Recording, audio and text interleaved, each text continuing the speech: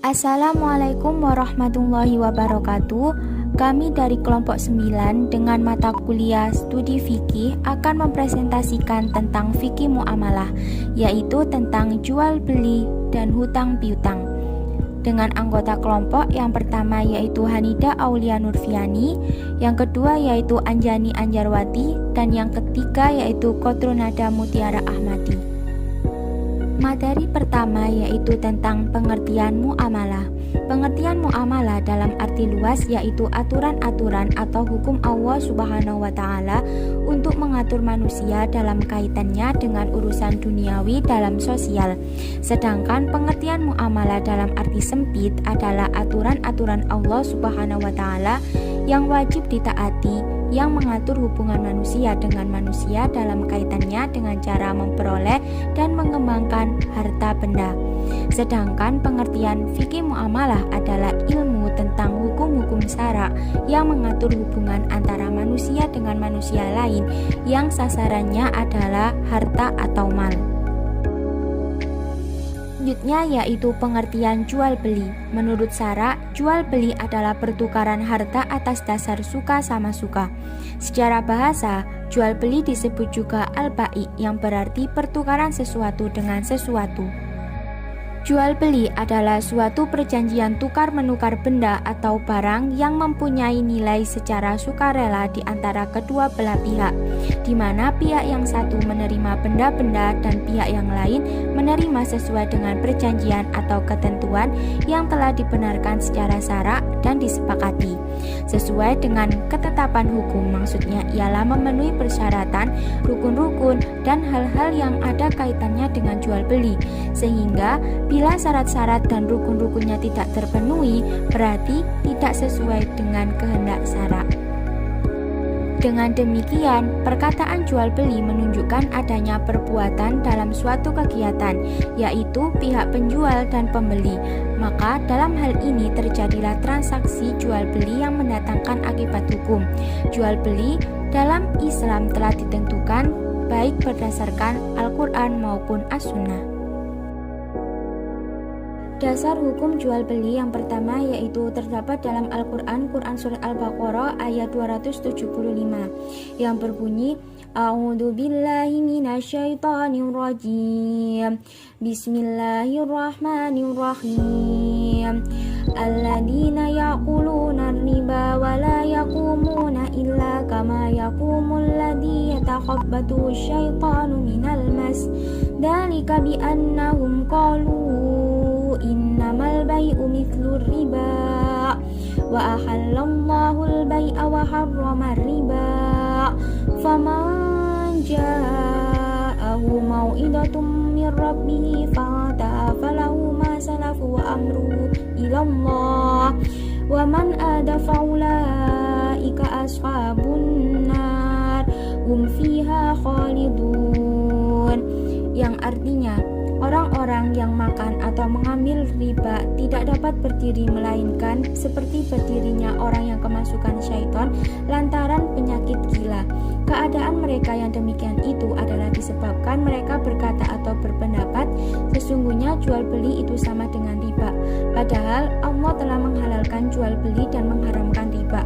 Orang-orang yang telah sampai kepadanya larangan dari Tuhannya lalu terus berhenti atau mengambil riba, maka baginya apa yang telah diambilnya dahulu sebelum datang larangan dan urusannya terserah kepada Allah. Orang yang mengambil riba, maka orang itu adalah penghuni-penghuni neraka. Mereka kekal di dalamnya. Quran Surat Al-Baqarah ayat 275. Dasar hukum yang kedua yaitu al-hadis. Dari Ar-Rafa'ah bin Rafi' radhiyallahu an bahwasanya Nabi Shallallahu alaihi wasallam pernah ditanya, pekerjaan apakah yang paling baik? Beliau menjawab, pekerjaan seseorang dengan tangannya sendiri dan setiap jual beli yang baik. Hadis riwayat Bazar disahkan oleh Al-Hakim. Hukum yang ketiga yaitu ijma. Dalil kebolehan jual beli menurut ijma ulama adalah telah sepakat bahwa jual beli diperbolehkan dengan alasan bahwa manusia tidak akan mampu mencukupi kebutuhan dirinya tanpa bantuan orang lain. Namun demikian, bantuan atau barang milik orang lain yang dibutuhkannya itu harus diganti dengan barang lainnya yang sesuai.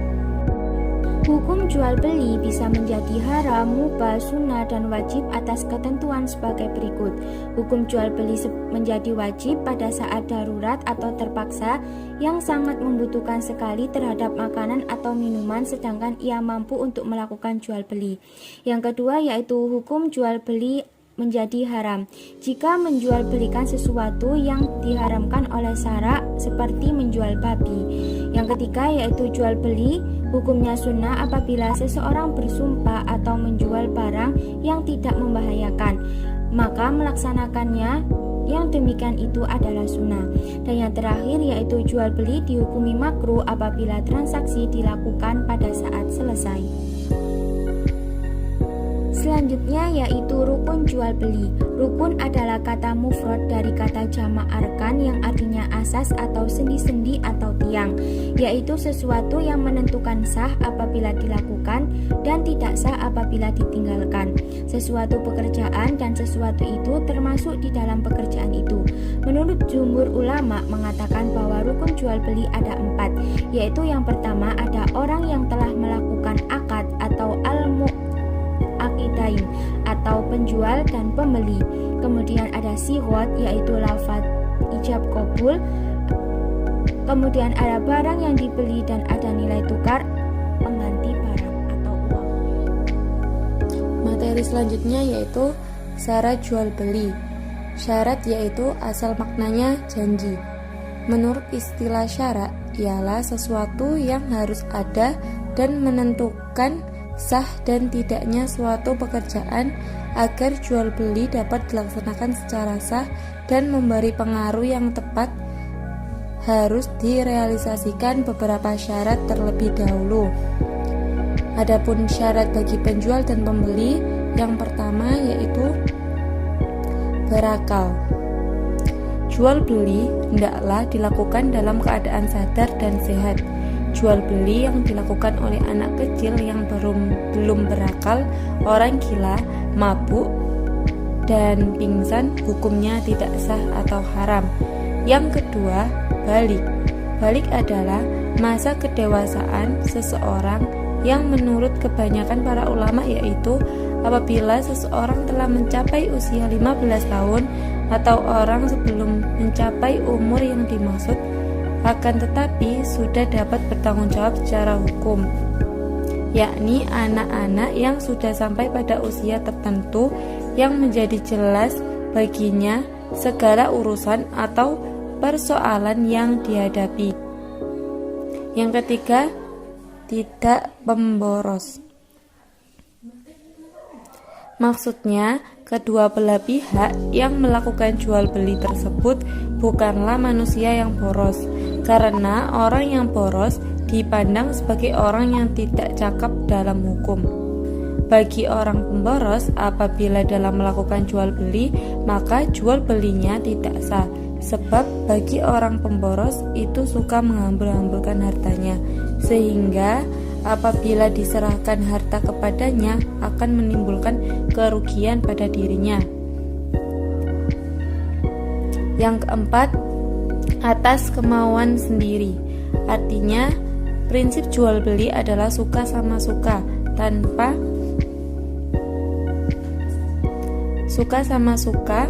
tanpa ada paksaan antara si penjual dan si pembeli. Maka jika perilaku tersebut tidak tercapai, jual beli itu tidak sah. Atau bisa juga berarti perkataan suka sama suka yang menjadi landasan bahwa jual beli yang dilangsungkan haruslah hendak sendiri yang bebas dari unsur tekanan atau paksaan dan tipu daya. Yang terakhir, melakukan akad itu adalah orang yang berbeda. Maksudnya adalah orang yang berbeda. Orang yang melakukan akad itu adalah orang yang berbeda Maksudnya adalah seseorang yang tidak dapat bertindak dalam waktu yang bersamaan sebagai penjual sekaligus sebagai pembeli. Misalnya, Ahmad menjual sekaligus membeli barangnya sendiri. Jual beli seperti ini adalah tidak sah. Selanjutnya, syarat sighat lafal ijab qabul. Yang pertama, orang yang mengucapkan telah balik dan berakal. Yang kedua, qabul sesuai dengan ijab. Yang ketiga, ijab dan qabul dilakukan dalam satu majelis. Adapun syarat barang yang diperjualbelikan, yang pertama bersih barangnya, yang kedua dapat dimanfaatkan, yang ketiga milik orang yang melakukan akad atau milik sendiri, yang keempat mampu menyerahkan, yang kelima diketahui barangnya dengan jelas, yang keenam barang yang diakadkan ada di tangan, dan yang terakhir syarat nilai tukar. Yang pertama, harga yang disepakati kedua belah pihak harus jelas jumlahnya. Yang kedua, boleh diserahkan pada waktu akad. Yang ketiga, apabila jual beli itu dilakukan dengan saling mempertukarkan barang al-muqayyadah, maka barang yang dijadikan nilai tukar bukan barang yang diharapkan. Selanjutnya yaitu macam-macam jual beli yang dilarang dan batal hukumnya dalam Islam. Yang pertama yaitu barang yang hukumnya najis oleh agama seperti anjing, babi, bangkai, dan khamar. Yang kedua yaitu jual beli anak binatang yang masih dalam perut induknya.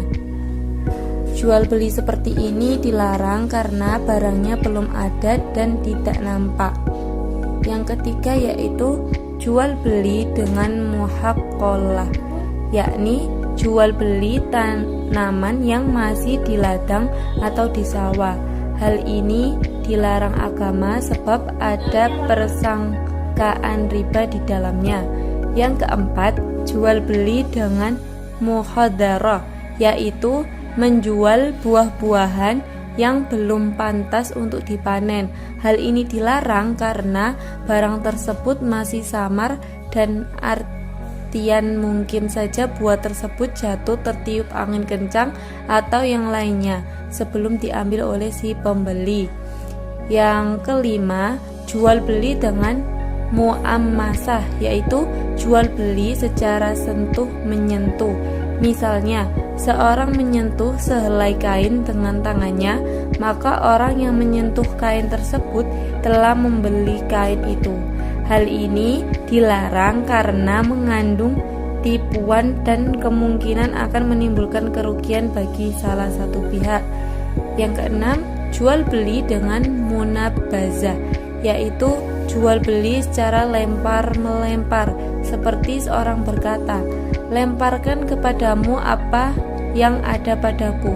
Setelah terjadi lempar-melempar, terjadilah jual beli. Hal ini dilarang karena mengandung tipuan dan tidak ada ijab qabul.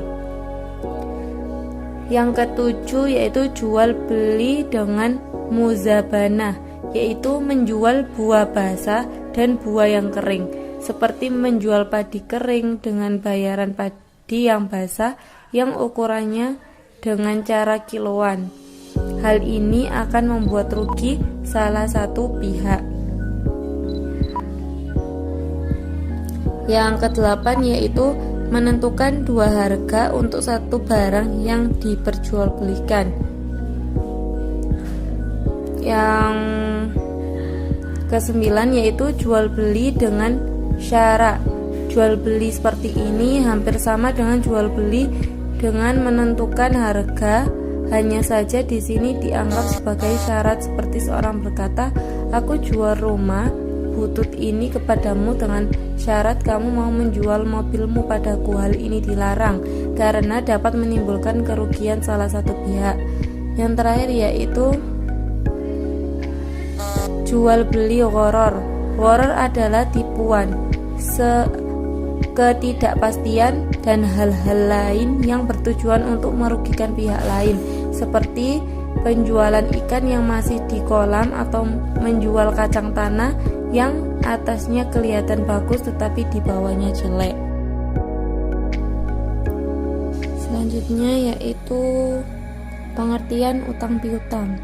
Pengertian hutang piutang sama dengan perjanjian pinjam-meminjam yang dijumpai dalam ketentuan Kitab Undang-Undang Hukum Perdata pasal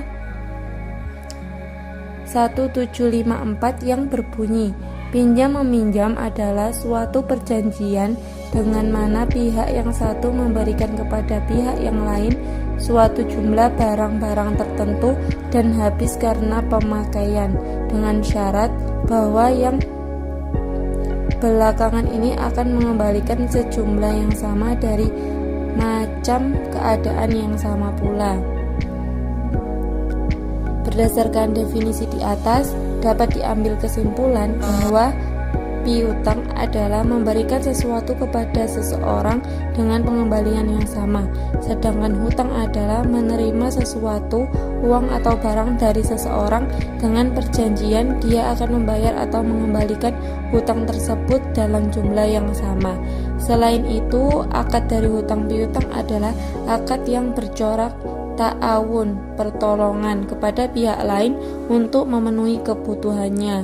Hutang piutang disarankan agar mempertimbangkan antara manfaat dan mudarat serta pemberian penangguhan waktu bagi peminjam agar dapat membayar hutangnya, atau jika tetap tidak bisa membayarkan hutangnya, maka lebih baik hutang tersebut direlakan untuk tidak dibayarkan oleh peminjam. Kemudian dasar hukum utang piutang. Yang pertama, menurut Al-Quran surat Al-Ma'idah ayat 2. A'udzu billahi minasyaitonir rajim. Bismillahirrahmanirrahim. Wa ta'awanir 'alal birri wat taqwa, yang artinya dan tolong-menolonglah kamu dalam mengerjakan kebajikan dan takwa. Maksud dari ayat ini adalah bertolong-menolonglah kamu yang menyenangkan hati orang banyak dan meridhokan Allah. Jika seorang manusia dapat melakukan yang demikian itu, maka sempurnalah kebahagiaannya. Transaksi hutang piutang terdapat dalam nilai luhur dan cita-cita sosial yang sangat tinggi, yaitu tolong-menolong dalam kebaikan. Dengan demikian, pada dasarnya pemberian hutang pada seseorang harus didasari niat tulus sebagai usaha untuk menolong sesama dalam kebaikan. Yang kedua yaitu dari hadis. Hadis yang menerangkan tentang hutang piutang menurut sabda Rasulullah SAW, an Abi Rafi'i radhiyallahu anhu anna Nabiyya sallallahu alaihi wasallam istaslafa min rajulin baqran faqadim mat alaihi ibilu min ibili sadaqati fa amara abara ifi'in an yaqdir rajula baqrahu faqala la ajiduli lan khiyaran raba'iyan faqala a'tihi iyahu fa inna khiyaran nasi ihsanuhum qada'a, rawahul Muslim.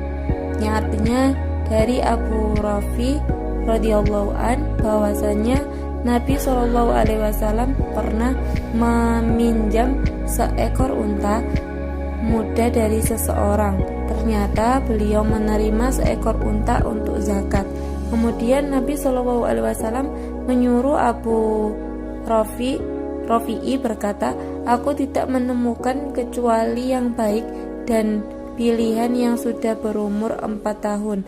Maka Rasulullah SAW bersabda, berikanlah kepadanya karena sebaik-baik manusia ialah yang paling baik melunasi hutang. Dalam hadis tersebut dijelaskan bahwa setiap hutang harus dibayar sesuai dengan nilai yang dipinjamkan sebelumnya. Melebihkan bayaran dari sejumlah pinjaman diperbolehkan, asal saja kelebihan itu merupakan kemauan dari yang berhutang semata. Hal ini menjadi nilai kebaikan bagi yang membayar hutang.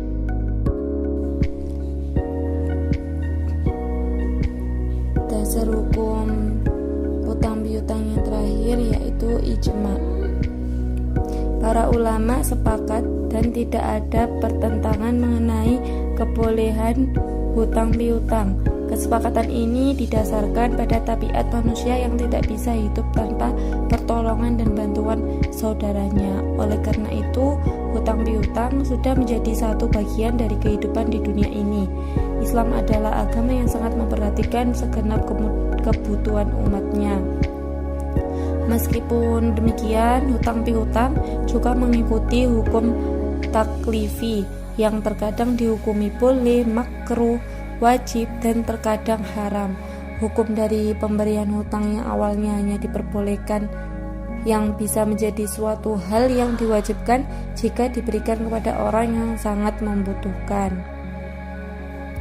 Berdasarkan beberapa uraian yang menjadi dasar hukum hutang piutang di atas, baik dari firman Allah dan hadis Nabi Muhammad SAW, hutang piutang merupakan salah satu bentuk akad yang disyariatkan hukum Islam dengan melonggarkan kesempitan hidupnya, merupakan perbuatan yang terpuji dan mendapatkan pahala dari Allah. Secara otomatis, hutang piutang merupakan tindakan yang disunahkan menurut hukum Islam jika dilakukan sesuai dengan batasan-batasan yang diperbolehkan. Hukum hutang piutang atau hard. Hukum hutang piutang mengikuti hukum taklifi, terkadang makruh, terkadang wajib, dan terkadang haram. Semua itu sesuai dengan cara mempraktekannya, karena hukum wasilah itu mengikuti hukum tujuan. Jika orang yang berhutang adalah orang yang mempunyai kebutuhan sangat mendesak, sedangkan orang yang dihutangi orang yang kaya, maka orang kaya itu wajib memberikan hutang. Jika memberi hutang mengetahui bahwa penghutang akan menggunakan uangnya untuk perbuatan makruh, maka hukum memberikan hutang juga haram atau makruh sesuai dengan kondisinya. Jika seorang yang berhutang bukan karena adanya kebutuhan yang mendesak, tetapi untuk menambah modal perdagangannya karena berambisi mendapatkan keuntungan yang besar, maka hukum memberi hutang adalah mubah. Al-Jazairi mengemukakan beberapa hukum dari pinjaman atau al-kharadu sebagai berikut. 1. Pinjaman atau al-kharadu dimiliki dengan diterima. Jadi jika mustaqri atau debitur atau peminjam telah menerimanya, ia memilikinya dan menjadikan tanggung jawabnya. Kedua, pinjaman atau al-kharadu boleh sampai batas waktu tertentu. Jika tidak sampai batas waktu tertentu, itu lebih baik karena itu meringankan mustaqrij atau debitur. Rukun utang piutang ada 3. Yang pertama siwot atau ijab dan qabul. Yang kedua akidain atau dua pihak yang melakukan transaksi. 3. Harta yang dihutangkan. Yang pertama yaitu siwot. Menurut Al-Qasihat, yang dimaksud siwot adalah ijab dan qabul. Siwot akad adalah sesuatu yang disandarkan dari dua pihak yang berakad, yang menunjukkan atas apa yang ada di hati keduanya tentang terjadinya sesuatu. Akad dapat dilakukan dengan 3 cara.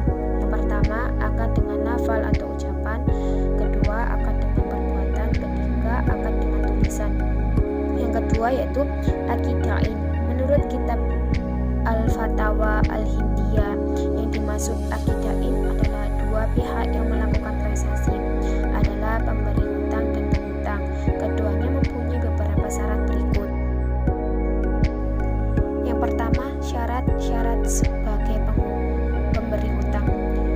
Fuqaha sepakat bahwa syarat bagi pemberi hutang adalah termasuk ahli tabaruh atau orang yang boleh memberikan derma, yakni merdeka balik, berakal sehat dan pandai, atau rahsyi, dapat membedakan yang baik dan yang buruk. Yang kedua, syarat bagi penghutang.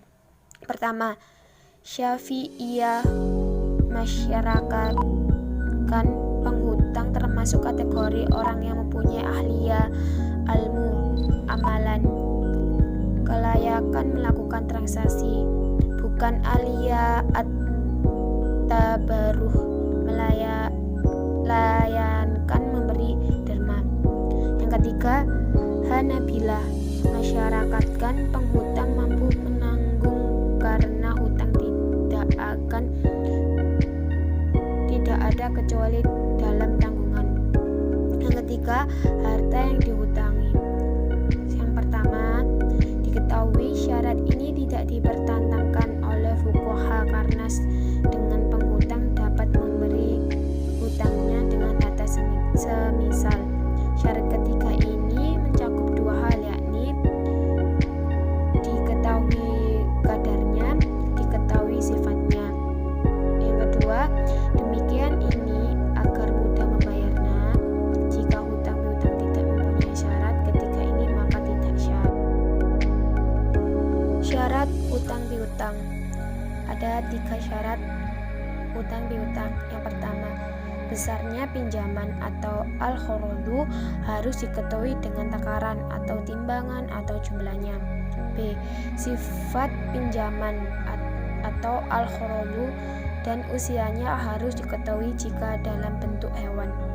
Yang ketiga, pinjaman al-khorodu tidak sah dari orang yang tidak memiliki sesuatu yang bisa dipinjamkan atau orang yang tidak normal akalnya.